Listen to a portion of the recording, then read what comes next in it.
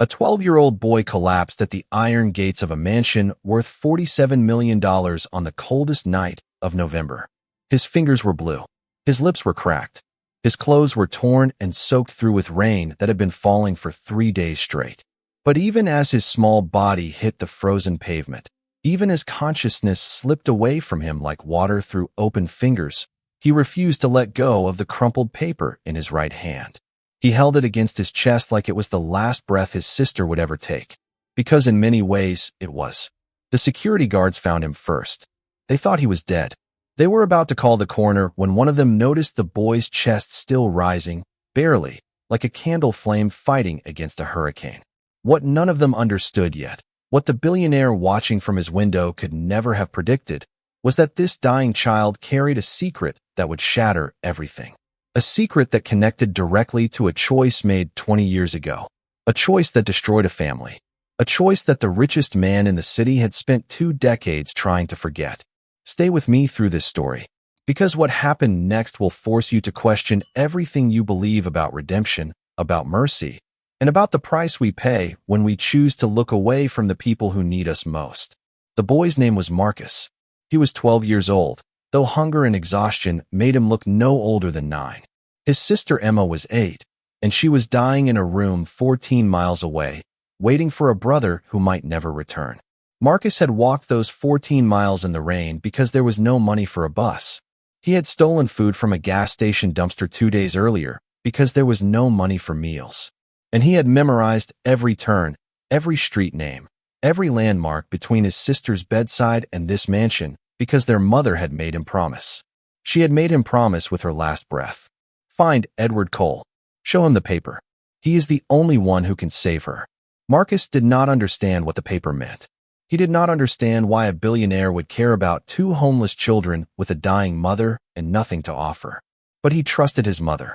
He trusted her more than he trusted the cold, more than he trusted his own failing body, more than he trusted the odds that said a boy like him would never make it to a gate like this. And so he walked, and walked, and walked, until walking became stumbling, until stumbling became crawling, until crawling became falling, and until falling became the darkness that swallowed him whole as his body finally gave out on the frozen ground. Before we go any further with this story, I want to take a moment to connect with you. Drop a comment below and tell us where you are watching from tonight. Whether you are in Texas or Tennessee, California or Carolina, we want to hear from you. This channel is built on real stories that touch real hearts, and knowing you are out there watching makes every word we share more meaningful. And if you have not yet joined our community, take a second right now to hit that subscribe button and tap the notification bell. That way, you will never miss another story like this one. Trust me, you are going to want to see how this ends. Now let us continue. Edward Cole was 62 years old. He had built his fortune on steel manufacturing, oil investments, and real estate developments that stretched across 7 states. His name appeared on hospital wings, university buildings, and charity galas where people paid $15,000 a plate just to shake his hand. From the outside, he was the definition of American success. A self-made billionaire who had risen from a working-class neighborhood to become one of the most powerful men in the country. But Edward Cole had a secret that money could not buy away and success could not erase. He had a brother. Had. Past tense. Robert Cole died 3 years ago in a homeless shelter 200 miles from where Edward sat in his mansion, surrounded by more wealth than most people could imagine in 10 lifetimes. Edward did not attend the funeral. He did not send flowers. He did not even acknowledge that his brother had existed in the last 2 decades of his life. Because acknowledging Robert meant acknowledging what happened between them. It meant acknowledging the night that changed everything. It meant acknowledging the choice that Edward had made, the words he had spoken, and the door he had slammed in his only brother's face. 20 years ago, Robert Cole came to Edward with a request. He needed help. Not a handout, not charity, just a loan to start a small business. Robert had a wife named Catherine and 2 newborn babies at home. Twins. A boy and a girl. He wanted to build something for his family, something that would give his children opportunities he never had. Edward was already wealthy by then, though not nearly as wealthy as he would become. He could have helped. He had the money. He had the resources. But Robert had done something that Edward could not forgive. Years earlier, Robert had fallen in love with a woman that Edward wanted for himself. Catherine. She chose Robert. She chose the kinder brother, the gentler brother, the brother who did not measure love in transactions. And Edward never forgot it. So when Robert came asking for help, Edward saw his opportunity. He did not just refuse. He humiliated his brother. He called him a failure, a burden, a man who would never amount to anything. He told Robert that Catherine had made the wrong choice and would regret it for the rest of her life. And then he told security to escort his brother off the property. That was the last time the Cole brothers ever spoke. Robert left with nothing. His business never got off the ground. He worked factory jobs, delivery routes, anything he could find to feed his family. Catherine got sick when the twins were 7 years old. Medical bills piled up. Debt collectors called at all hours. And slowly, painfully, the family that Robert had tried so hard to build began to crumble. They lost their home. They lived in shelters. They moved from city to city, chasing rumors of jobs that never materialized. And through it all, Robert never once reached out to his brother. He was too proud, too hurt, too certain that the door Edward had slammed would never open again. By the time he died in that homeless shelter 3 years ago, Robert Cole had exactly $14 to his name. His wife Catherine was alone with 2 children, no income, and a heart condition that required medication they could not afford. She held on for 3 more years. Held on for Marcus and Emma.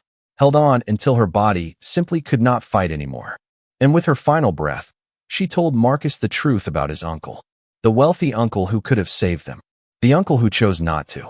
Now let me ask you something. If you discovered that someone in your own family was suffering, struggling, dying just miles away from where you lived in comfort, what would you do? Would you reach out? Would you help? Or would you convince yourself that their problems were not your responsibility? Hold that thought, because this story is about to take a turn that will make you question everything you think you know about second chances. The security team brought Marcus inside the mansion.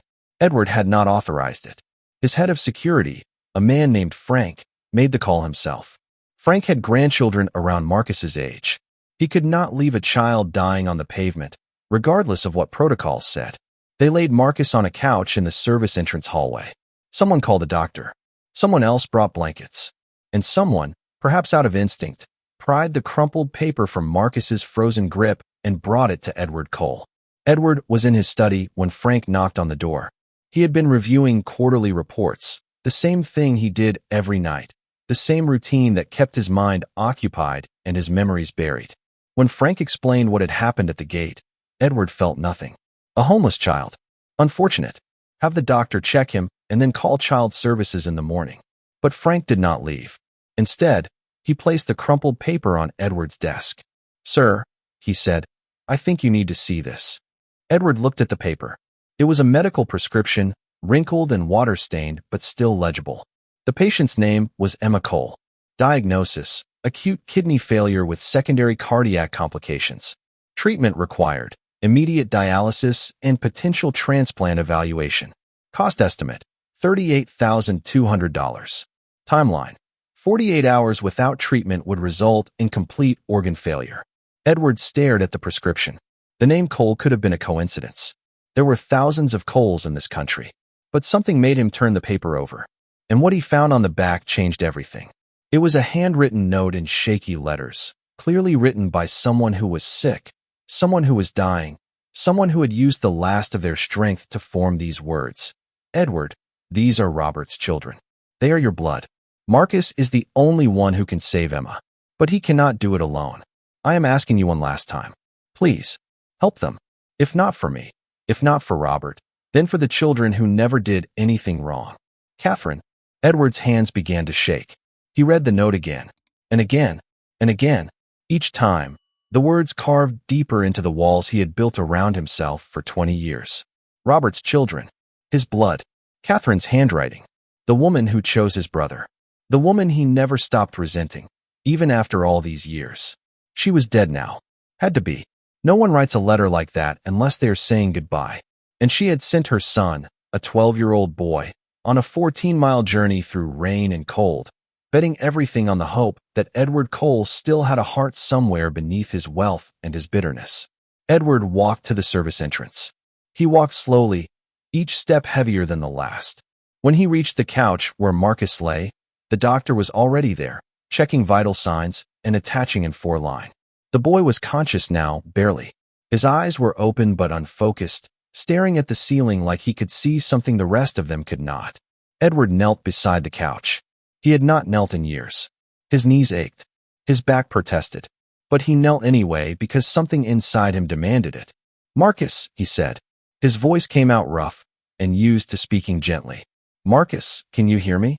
The boy's head turned slowly. His eyes found Edward's face. And in that moment, Edward saw his brother. The same eyes, the same shape of the jaw, the same stubborn set of the mouth that refused to quit even when everything said quitting was the only option. Marcus opened his cracked lips. The whisper that came out was barely louder than a breath. "Help, my sister, please." And then his eyes closed again. Edward stood up. He looked at Frank. He looked at the doctor. He looked at the paper still clutched in his own hand. And then he said 5 words that changed everything. "Get the car. I'm driving." The doctor protested. Marcus needed rest. He needed fluids. He needed observation. But Edward was already moving toward the garage, and when Edward Cole moved, no one stood in his way. Frank brought the car around. Edward placed Marcus in the back seat himself, wrapping him in blankets and securing him as gently as if the boy were made of glass. The doctor climbed in beside Marcus, protesting all the way. And then Edward got behind the wheel of a car he had not driven himself in years. He had drivers for this. Staff. Employees. But tonight, he needed to do this himself. He needed to drive toward the address on that prescription. He needed to face whatever was waiting for him at the end of this road. Because somewhere deep inside, in a place he had buried beneath decades of success and resentment, Edward Cole knew the truth. This was not just about saving a child's life. This was about saving his own soul. The address led to a neighborhood that Edward had never seen. Not because it was far from his world, but because it was invisible to people like him. Abandoned buildings. Broken streetlights. Trash piled on corners where children should have been playing. This was where poverty lived, where hope came to die, where people struggled every single day just to survive until tomorrow. Edward parked the car in front of a building that looked like it should have been condemned years ago. The walls were stained with water damage. The windows were covered with plastic sheets instead of glass. The front door hung crooked on its hinges, barely attached to the frame. This was where Robert's children had been living. This was where Catherine had died. This was the legacy of the choice Edward made 20 years ago when he slammed a door in his brother's face. He carried Marcus inside. The stairs creaked under their weight. The hallway smelled like mold and something else, something that reminded Edward of the hospitals he funded but never visited. Room 4B. That was what the address said. He pushed the door open, and there she was. Emma Cole was 8 years old. She lay on a mattress on the floor, covered with a thin blanket that did nothing to hide how small she had become. Her breathing was shallow and labored. Her skin had a grayish tint that Edward recognized from hospital documentaries he had seen on television. She was dying. Not in days. Not in weeks. Right now. Tonight. Unless someone did something immediately, this child would not see another sunrise. Emma's eyes opened when she heard footsteps. She saw a stranger carrying her brother. She tried to sit up, but could not.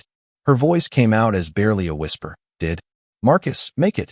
Edward felt something break inside his chest.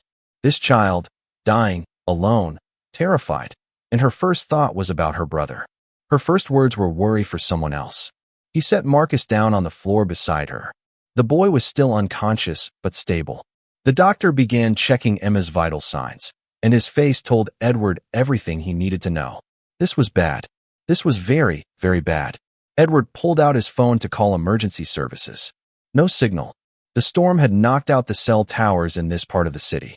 He tried again. Nothing. He looked at the doctor. "How long does she have?" The doctor hesitated. "Without dialysis? Hours. Maybe less." Edward looked around the room. There was nothing here. No equipment. No medicine. Nothing but a dying child and the weight of 20 years of choices that had led to this moment. And then Emma did something that Edward would remember for the rest of his life. She reached out her small hand. Not toward the doctor. Not toward her brother. Toward Edward. She reached toward the stranger who had walked into her room, and she pressed something into his palm. An envelope. Dirty. Worn. But carefully preserved. as if she had been protecting it with everything she had. Mom said, "To give you this, if anything happened to her." Edward's hands trembled as he opened the envelope. A photograph fell out first. He picked it up, and the ground dropped out from beneath him. It was a picture of himself, younger, healthier, standing beside Catherine at some event he could not remember. They were both smiling. Before Robert, before the resentment, before everything went wrong. Behind the photograph was a letter. "I need you to understand something before I tell you what the letter said. I need you to understand that Catherine Cole never asked for anything her entire life. She married Robert knowing it would be hard. She raised her children in poverty knowing they deserved better. She worked herself to exhaustion, ignored her own health problems, sacrificed everything a mother could sacrifice. And she never complained. Not once. Not even at the end. But in this letter, written in the final hours of her life, she asked for one thing." The letter read, "Edward, if you are reading this, I am already gone. I know you have spent 20 years hating Robert. I know you have spent 20 years hating me for choosing him. But these children did nothing wrong. They did not choose their parents. They did not choose to be born into this life. They are innocent, Edward. Completely innocent. Robert died 3 years ago. He died still believing you would never forgive him. He died still hoping that somehow, someday, you would understand that he never meant to hurt you by loving me. I do not have the strength to explain everything that happened. I do not have the time. But I need you to know this. Marcus is a match. His blood type, his tissue markers, everything. He can donate a kidney to Emma. He is willing to do it. He is just a child, and he is willing to give part of himself to save his sister. But the surgery costs money we do not have. The aftercare costs money we do not have. Everything costs money we do not have. I am sending Marcus to you because you are our last hope. Not because you owe us anything. Not because you are obligated.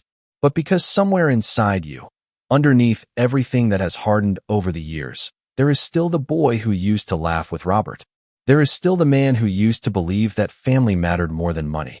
I am betting my daughter's life on that man still existing. Please, Edward, prove that I was not wrong to believe in you." Edward read the letter 3 times. Each time, the words cut deeper. Each time, the walls he had built crumbled a little more. He looked at Emma. He looked at Marcus. He looked at the doctor waiting for instructions. And then Edward Cole did something he had not done in 20 years. He cried. Not sobbing.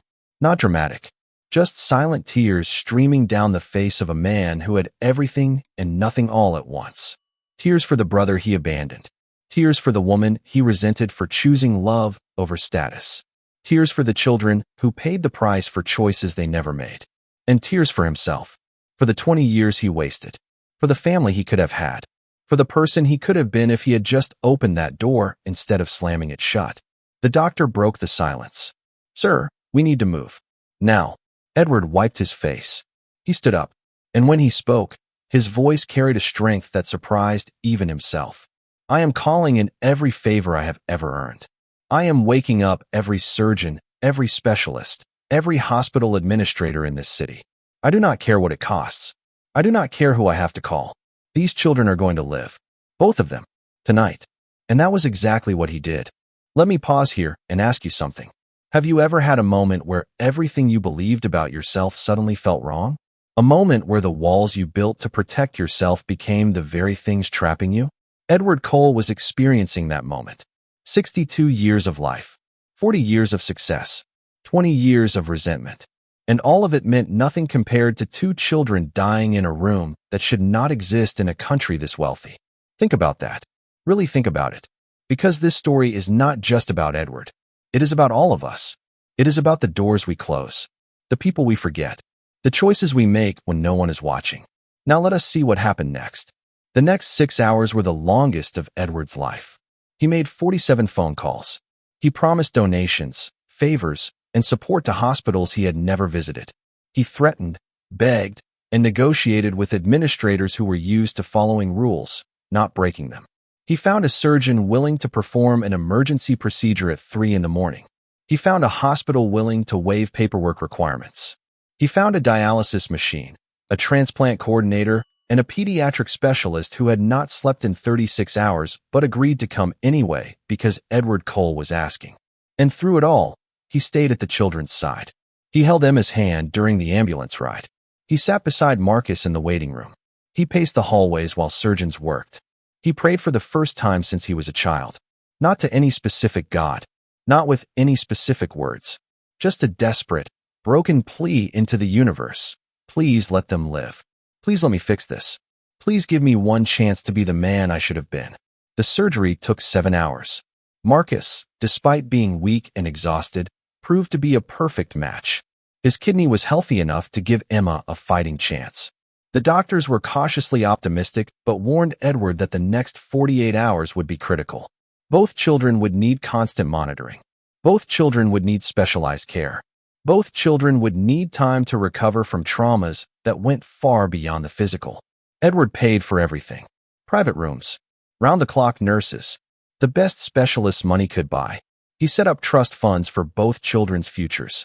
He hired lawyers to handle the legal complications. He contacted social services to ensure that no one would ever separate these siblings. And he stayed. That was the part that surprised everyone. Edward Cole, the billionaire who never attended his own brother's funeral, refused to leave the hospital. He slept in a chair beside their beds. He read to them when they were awake. He held their hands when they were scared. He became, in those 48 critical hours, the family they had lost. On the third day, Emma opened her eyes and saw Edward sitting beside her. She was still weak, still connected to machines, still fighting a battle that would take months to fully win. But she was alive. And when she spoke, her words carried a weight that no 8-year-old should have to carry. You came. Mom said you would come if Marcus made it to you. She said you were not a bad person, just a sad one. Edward could not speak. His throat closed around words that refused to form. A sad person. Catherine, even at the end, had understood him better than he understood himself. He had spent 20 years convincing himself that he was strong, that he was right, that cutting off his brother was justified. But Catherine saw through it. She saw the sadness beneath the success. She saw the loneliness beneath the wealth. And she bet her daughter's life on the hope that sadness could be healed. Marcus woke up later that same day. His first question was about Emma. His second question was about going home. It broke Edward's heart to tell him the truth. There was no home to go back to. The building they had been living in was condemned. The landlord who had been exploiting their mother was under investigation. Everything they owned, which was almost nothing, was gone. But Edward also had news that he hoped would matter more. You're coming home with me. Both of you. For as long as you want. Forever, if you'll have me. Marcus stared at him. This was the uncle his mother had spoken about. The wealthy uncle who had abandoned them. The uncle who had slammed a door in their grandfather's face. Why would they trust him now? Edward saw the doubt in the boy's eyes. He understood it. He deserved it. So he did not try to convince Marcus with words. Instead, he pulled out the photograph from Catherine's envelope. He showed Marcus the image of himself standing beside their mother. And he told the truth. All of it. He told Marcus about his brother Robert. About the argument. About the jealousy. About the door that he slammed and never reopened. He told Marcus about the 20 years of silence, the funeral he did not attend, the guilt he had buried beneath success and wealth and routine. He told Marcus that he was sorry. Not just sorry for what happened to them. Sorry for everything. Sorry for being the kind of person who would let family suffer rather than admit he was wrong. Sorry for taking 20 years to understand that pride was not worth more than blood. Sorry for every choice that led to this moment. To 2 children fighting for their lives because a grown man could not forgive his brother for falling in love. Marcus listened. He did not interrupt. He did not ask questions. He just listened. And when Edward finished, the 12-year-old boy said something that would stay with Edward for the rest of his life. Dad used to talk about you. Before he died, he said you were angry, but you were not evil. He said sometimes people make mistakes so big they don't know how to fix them. He said if you ever came back, we should give you a chance. Edward's composure broke completely. He sobbed. Not quietly. Not with dignity. He sobbed like a child, like a man who had carried too much for too long and finally found permission to set it down. He sobbed for Robert, who died still believing in him. He sobbed for Catherine, who trusted him with her children's lives. He sobbed for Marcus and Emma, who had survived horrors no child should face. And he sobbed for himself, for the man he had been, for the man he had wasted, for the years he could never get back. But here is what I want you to understand. This story is not about the crying. It is not about the guilt. It is about what came after. Because Edward Cole did not just feel sorry. He did something about it. In the weeks that followed, he became a different person. Not perfect, not suddenly heroic, but different. He attended every follow-up appointment. He learned Emma's favorite foods and made sure the kitchen stocked them. He helped Marcus with homework, even when it meant staying up late and admitting that he had forgotten most of what he learned in school. He hired tutors, counselors, and therapists. He made sure both children had everything they needed to heal, not just physically, but emotionally. And he faced his own demons. He went to Robert's grave for the first time. He stood there for 3 hours, talking to a headstone, saying everything he should have said when his brother was alive. He apologized. He explained. He promised to take care of the children. He promised to be the man Robert always believed he could be. 6 months later, Edward officially adopted Marcus and Emma. The paperwork was complicated. The legal process was exhausting. There were questions about his age, his health, his ability to parent children he had never raised. But Edward had resources most people did not have. And more importantly, he had something that surprised everyone who knew him: genuine love. Not the transactional affection he had shown business partners and associates. Real love. The kind that wakes up at 3 in the morning when a child has nightmares. The kind that celebrates small victories and comforts small failures. The kind that puts someone else's needs above your own without expecting anything in return. Marcus and Emma changed his life. But Edward changed theirs too. Let me tell you where they are now. This is important, because stories like this matter only if they lead somewhere real. Emma fully recovered from her kidney transplant. She had complications along the way, setbacks that terrified everyone, but she fought through them with a stubbornness that reminded Edward of her father. Today, she is a healthy young woman with dreams of becoming a doctor. She wants to help children like herself, children who almost slipped through the cracks, children who needed someone to fight for them when they could not fight for themselves. Marcus graduated at the top of his class. He went to college on a full scholarship, not because Edward could not afford tuition, but because Marcus wanted to prove something to himself. He is studying social work now. He wants to build systems that catch families before they fall. He wants to make sure that no other child has to walk 14 miles in the rain to find help. And Edward? Edward sold most of his businesses. He kept enough to live comfortably, to support his grandchildren, yes, he calls them that now, and to fund the foundation he created in Catherine's name. The foundation provides emergency medical assistance to children in crisis. It has helped over 2,000 families in the 3 years since it launched. Edward is 70 now. His health is not what it used to be. The heart condition he ignored for years finally caught up with him. But he says he is not afraid anymore. He says he spent 60 years running from death and missing life. Now he spends every day living, really living, surrounded by people who love him not for his money, but for who he finally allowed himself to become. I want to leave you with a question.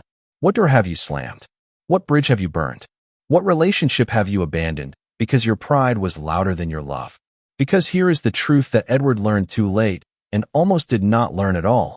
You cannot buy back time. You cannot purchase forgiveness. You cannot write a check large enough to erase the pain of years spent alone when you could have been together. But you can change. Right now, today, you can pick up the phone. You can write the letter. You can show up at the gate of someone who needs you and say the words that have been stuck in your throat for far too long. Marcus was 12 years old when he collapsed at Edward's gate. He was holding a prescription that should have been impossible for him to deliver. He walked 14 miles in the rain because his dying mother believed that somewhere, in the heart of a man who had given up on family, there was still a flicker of light worth reaching. And she was right. She was right because Edward Cole, despite everything, despite the resentment and the bitterness and the walls, still had a choice. We all have a choice. Every single day, we choose who we want to be. We choose whether to open the door or slam it shut. We choose whether to help or to walk away. We choose whether to carry our grudges to the grave or to set them down while we still have time. If this story moved you, if it made you think about your own life and your own choices, I want to hear from you. Leave a comment below. Tell me what you would have done in Edward's place. Tell me about the bridges you have burned and the ones you have rebuilt. Tell me about the person in your life who needs to hear from you, the relationship that has been waiting for someone to make the first move. And if you have not already, take a moment to subscribe to this channel. We share stories that matter, Stories that stay with you long after the screen goes dark. Stories that remind us what it means to be human in a world that often forgets. This was the story of a homeless boy who collapsed at a gate, holding a piece of paper. It was the story of a billionaire who thought he had everything and discovered he had nothing that mattered.